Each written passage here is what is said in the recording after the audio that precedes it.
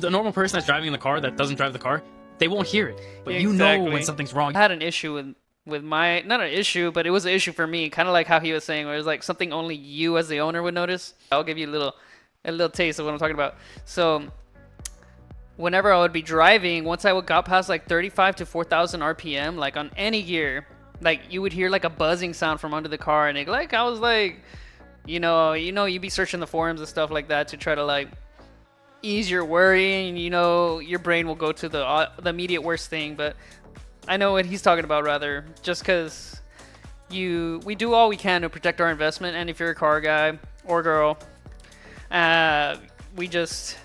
we know what our machine sounds like,